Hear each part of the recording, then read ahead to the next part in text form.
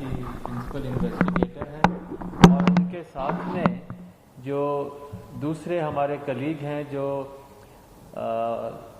मौलाना आज़ाद में हैं, doctor Suresh, director professor और बहुत सीनियर फिजिशियन। तो हम सब ने मिलकर एक इनिशियल प्लानिंग करी थी और उस प्लानिंग में ये था कि उस समय तक प्लाज्मा थेरेपी सिर्फ पुराने सार्स के मरीज़ों के लिए या किसी और समय, वैसे तो 1901 में डिप्थीरिया के लिए भी ये यूज़ हुई थी, पुरानी थेरेपी है। तो हमें लगा कि चूंकि और कोई दवाई, कोई वायरस की दवाई नहीं है या हमारे पास ऐसी दवाई नहीं है कि वायरस शरीर में एंटर हो तो उससे हम आगे बढ़ने से रोक सकें, तो एक ही थेरेपी थी कि वायरस को कैसे न्यूट्रलाइज करें या उसके साइड इफ़ेक्ट्स कैसे कम करें। मैं सिर्फ सिंपल भाषा में समझाऊंगा कि इसके 3 फेजेस होते हैं बीमारी के। पहला फेज़ है जिसे हम वायरस फेज़ कहते हैं, जिसमें वायरस शरीर के अंदर आता है, वायरस बढ़ता जाता है, कभी यहाँ जाता है कभी कहाँ।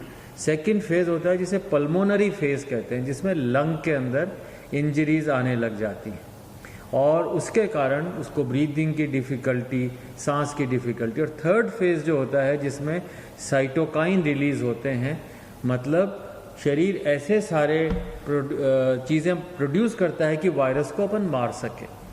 तो अगर वो थर्ड स्टेज में मरीज़ आता है तो उसके ऑर्गन फेलियर की स्टेज हो जाती है, वो लेट स्टेज हो जाती है। सेकेंड स्टेज में मरीज़ आता है जिसमें लंग के अंदर इन्फेक्शन है पर बाकी ऑर्गन्स चल रहे हैं। उस थेरेपी के अंदर, उस स्टेज के अंदर अगर अपन प्लाज्मा दें तो हम वायरस को भी कम कर सकते हैं और हम ऑर्गन फेलियर्स को बचा सकते हैं। फर्स्ट स्टेज में पकड़ में नहीं आता, उससे मतलब जैसा सीएम साहब ने कहा, हमें सिर्फ प्रिवेंशन और अर्ली डिटेक्शन पे है। तो हमें अगर मरीज 7 से 15 दिन के बीच में आए जिसको ब्रीदिंग की डिफ़िकल्टी है या सांस की है, तो ऐसे व्यक्ति में जिसमें बाकी ऑर्गन फेल नहीं हो उस समय तक, तो ऐसे व्यक्ति में प्लाज्मा थेरेपी का रोल हो सकता है। हाँ, अभी शुरू में जो हमने मरीज़ किए हैं, बहुत सारे मरीज़ स्क्रीन किए और शुरू में डॉक्टर्स का ये काम होता है do no harm. Hippocratic oath यही है कि आप भले ही सोचें कि अच्छा हो रहा है पर बुरा ना करें। इस विचार से शुरू में हम लोगों ने ट्रायल बहुत केयरफुली सोच के शुरू करी और मुझे बहुत खुशी है कि शुरू में 4 मरीज़ में हम लोगों ने अभी उत्साहवर्धक फल देखे हैं। और हाँ, आज उम्मीद है कि 2 या 3 मरीज़ और हमारे जो हैं, जो कि सिक हैं LNH हॉस्पिटल में, उनको हम लोग, उनके टेस्टिंग रात 1:30 बजे सैंपल आए। अभी मुझे लगता है कि 12 बजे तक उनका वायरस टेस्ट हो जाएगा और उनके लिए ब्लड भी तैयार है, प्लाज्मा भी तैयार है और हो सकता है आज हम उन लोगों को थेरेपी दे सकें। और इस थेरेपी के बेनिफिट्स काफ़ी हैं। अगर आपने उसको दिया तो वो थर्ड स्टेज, जिसे हम साइटोकाइन स्टॉर्म कहते हैं, उस स्टेज पे मरीज़ ना जाए जिसमें ऑर्गन फेल हो और लंग के इन्फेक्शन जल्दी से करेक्ट हो जाएं। ये एक हमारा मेन एम है और ऐसे थेरेपी और अभी कोई है नहीं। हमें लगता है कि शुरू के अगर जैसे मान लीजिए 10 मरीज़ हमें 20 मरीज़ करने हैं, मुझे लगता है कि हमारे मरीज़ ये 10 से 15 दिन में कंप्लीट हो जाएंगे और आपकी दुआएं रहीं, मरीज़ों की दुआएं नहीं, तो हो सकता है कि हम एक लीड ले सकते हैं, बता सकते हैं कि हाँ ये थेरेपी अच्छी है। पर इसमें कई दिक्कतें भी हैं, जैसे जिन लोगों को अपना कोरोना कभी हुआ, रिकवर हो गए, अभी वो क्वारंटाइन में हैं, घर पे हैं, अगर वो लोग ब्लड देंगे तभी तो हमें एंटीबॉडी मिलेंगी, नहीं तो कहाँ से मिलेंगी। तो इस समय हमें उन लोगों की ज़रूरत है कि अपनी देशभक्ति दिखाएं। ये बताएं, जैसे थोड़े दिन पहले एक लड़का था बिल्कुल यंग और वो आया रात को 1-1:30 बजे और हमें लगा कि इसी तरह प्लाज्मा मिल जाए, पर उसको पूरे दिन के बाद प्लाज्मा नहीं मिला और वो अगले दिन सुबह 4 बजे, हमें 7 बजे प्लाज्मा मिला, 4 बजे वो हमें छोड़ के चला गया। तो दिन भर मैं डिप्रेस होता रहा, पूरी टीम डिप्रेस हो गई कि क्या हमारे यहाँ ऐसे लोग नहीं हैं जो कि अदरवाइज ऑल राइट हैं और घर पे हैं और जिनके अंदर रिकवर हो गए हैं कोरोना से, तो भाई अपना ब्लड, ये ब्लड डोनेशन भी नहीं है, ये मान के चलिए, जैसे सीएम साहब ने बताया कि ये ब्लड डोनेशन नहीं है। जैसे मैं ब्लड देने जाऊँ, मैंने 50-60 बार ब्लड दे दिया, कोई भी मरीज़ ट्रांसप्लांट का होता, कोई बीमार होता, सबसे पहले जाके सुबह 8 बजे हम ब्लड दे देते थे। ब्लड देने के बाद हमें 3 महीने वेट करना पड़ता है दोबारा देने के लिए। पर प्लाज्मा के अंदर, उसमें जैसे आपने कभी देखा हो डेंगू के लिए, भाई मेरे प्लेटलेट निकाल लो, बाकी ब्लड वापस अंदर आ जाता है। तो उसी तरीके से प्लाज्मा फेरेसिस में एक मशीन होती है, खून उसमें से जाता है, सिर्फ थोड़ा सा एंटीबॉडी प्लाज्मा लिया जाता है, बाकी खून वापस आ जाता है, कोई कमज़ोरी नहीं, वीकनेस नहीं। और आप चाहें मतलब अगर हिम्मत है तो 10 दिन में फिर दे सकते हैं ब्लड, तो 3 महीने तक नहीं दे सकते। दूसरी एक बात है कि अगर आप ब्लड देते हैं तो आपकी बोन मैरो स्टिमुलेट होती है, नया ब्लड बनता है, you feel younger, it is a longevity के लिए ब्लड डोनेशन एक बहुत अच्छा माध्यम है। और फिर हमारी जिम्मेदारी है कि डोनर को नुकसान ना हो, मतलब पहले उसका हीमोग्लोबिन चेक होता है, वेट है, उसकी वेन्स हैं, कोई सिम्टम्स नहीं, पूरा चेक करके डोनर की सुरक्षा ज़्यादा ज़रूरी है। फिर ऐसे व्यक्ति अगर डोनेट करेगा और फिर हम पूरा ध्यान रखते हैं, तो मैं चाहूँगा कि आपसे अपील भी करूँगा और हमारे पॉलिटिकल चीफ से अपील करवाऊँगा कि आप लोग दिल्ली में आगे आएँ। अगर हम ये डोनेशंस 2 दिन में कर दें तो मुझे लगता है कि हम सारे मरीज़ बहुत हैं, अभी भी कम से कम 2 दर्जन मरीज़ हैं LNH में जिनको हो सकता है ज़रूरत हो, तो आप लोग अगर आएँ, हमें डोनेशन दें, हम मरीज़ के ऊपर पूरी जी जान से, हमारी टीम जो है पूरी जी जान से लग कर के उनको सुपरवाइज़ करेगी, उनको प्लाज्मा या जो भी देना है देगी, हो सकता है वो ठीक हो जाए। और प्लाज्मा थेरेपी का एक और एडवांटेज है, इसमें ऐसा खर्चा नहीं, आप जैसे विदेश से दवाई मंगाए, रेमडेसिविर है, ये इतनी एक्सपेंसिव मेडिसिन है, हम लोग अफोर्ड नहीं कर सकते, कंट्री अफोर्ड नहीं कर सकता, तो इसलिए plasma therapy comparatively almost inexpensive है।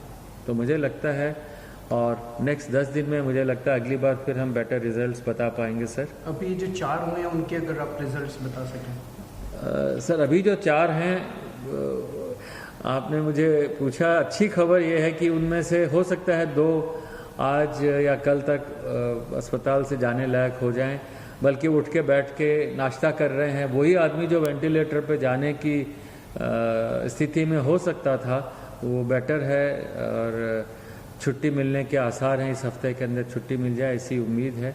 और बाकी 2 जिनको चढ़ा है वो अभी तक कोई रिएक्शन नहीं है। प्लाज्मा में रिएक्शन हो सकती है, जैसे आप किसी को ब्लड चढ़ाएं तो किसी को भी ब्लड से रिएक्शन होती, उससे ज़्यादा रिएक्शन नहीं हो सकती, और वो भी नज़र रखते हैं। तो अभी तक 4 बहुत अच्छे हैं और एक को आज सुबह 1:30 बजे ख़त्म हुआ प्लाज्मा, वो भी ठीक है।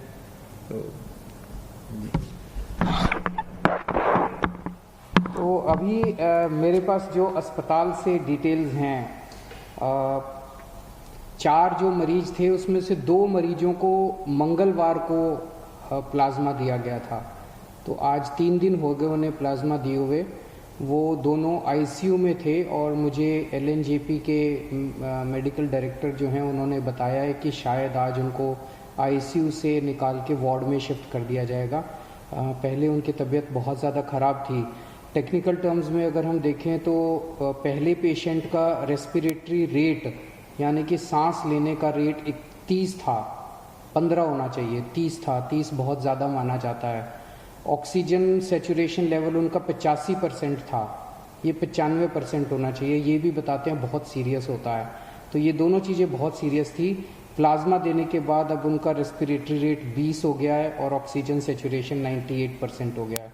इसी तरह का इम्प्रूवमेंट 4 मरीजों में देखने को मिला है, जिसमें उनका रेस्पिरेटरी रेट और ऑक्सीजन सेचुरेशन लेवल इम्प्रूव हो गया है। तो मंगलवार को जो 2 पेशेंट्स आईसीयू में थे और काफ़ी सीरियस हालत में थे, आज उन्हें शायद आईसीयू से छुट्टी मिल जाएगी। और जो 2 पेशेंट्स हैं बाकी उनको कल दिया गया है प्लाज्मा और अभी 24 घंटे में ही उन्होंने काफ़ी अच्छे रिजल्ट्स दिखाए हैं और उम्मीद है कि ये भी काफ़ी अच्छे रिकवर होंगे। आज 2 या 3 और पेशेंट्स को दिया जाएगा। और इसके अलावा एक कोई प्राइवेट हॉस्पिटल है जिसने भी प्लाज्मा थेरेपी की है और उनका पेशेंट जो है वो बहुत सीरियस हालत में था, उसको अस्पताल से ही छुट्टी मिल गई है, आईसीयू से भी छुट्टी मिल गई, अस्पताल से भी छुट्टी मिल रही है शायद आज, तो वो उसका भी अच्छा नतीजा आया है। तो जैसे मैंने कहा अभी तक हमारे को लिमिटेड ट्रायल्स के परमिशन केंद्र सरकार से मिली थी। केंद्र सरकार ने हमें ये परमिशन दी थी कि आप केवल एलएनजेपी के सीरियस पेशेंट्स के ऊपर प्लाज्मा थेरेपी ट्राई करिए और हमें नतीजे बताइए, फिर हम आपको बाकी दिल्ली की परमिशन देंगे।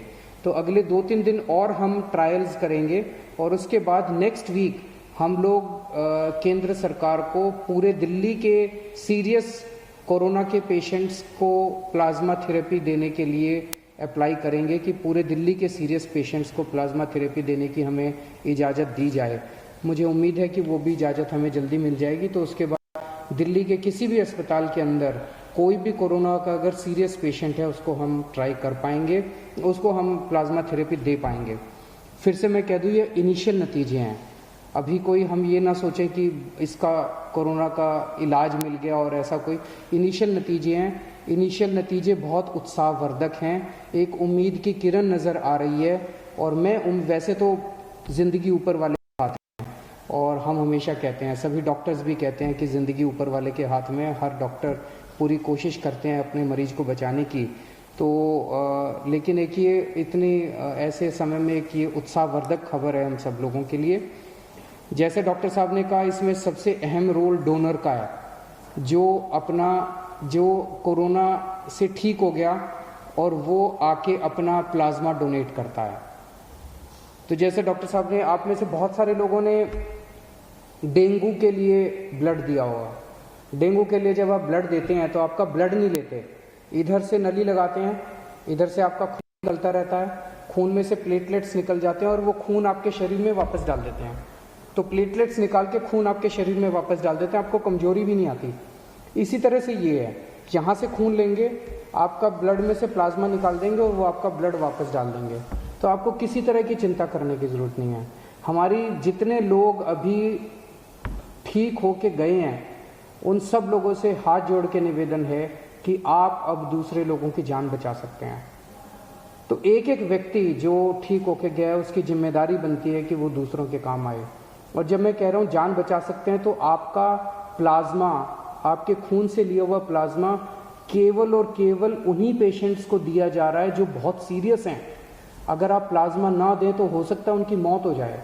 तो एक्चुअली आप एक आदमी की ज़िंदगी बचाएंगे। कई बार अगर आपके शरीर में प्लाज्मा में एंटीबॉडीज ज़्यादा होती हैं तो एक आदमी से 2 लोगों की जान भी बच जाती है, या नॉर्मली एक आदमी से एक ही आदमी की जान बचती है, कई बार एक आदमी से 2 की जान भी बच जाती है। तो आप एक्चुअली 2 लोगों की, एक आदमी की जान बचाएंगे। जितने लोग अभी ठीक होकर गए हैं, हमारे यहाँ से आपको फ़ोन आएगा। जब आपको फ़ोन आए, हम आपके लिए गाड़ी भेज देंगे, आपके आने जाने की व्यवस्था कर देंगे अस्पताल। आप प्लीज़ किसी तरह की चिंता मत करें। सभी डॉक्टर्स, जैसे सरीन साहब ने कहा, कि हम आपको किसी तरह की कोई हानि नहीं होने देंगे। हानि हो ही नहीं सकती, बड़ा सिंपल सा प्रोसेस है। आप ज़रूर अपना ब्लड डोनेट कीजिए, प्लाज्मा डोनेट कीजिए, ताकि हम दूसरे लोगों की जान बचा पाएँ। तो मुझे लगता है ये हम सब लोगों के लिए एक बहुत अच्छी खबर है, और मैं उम्मीद करता हूँ कि कोरोना जल्दी से जल्दी ख़त्म हो, कम से कम फैले, और कुछ हो ना हो, कम से कम इसके कोरोना की वजह से मौत नहीं होनी चाहिए किसी की भी। हमारा पूरा प्रयास है इस दिशा में। बहुत बहुत शुक्रिया। Thank you.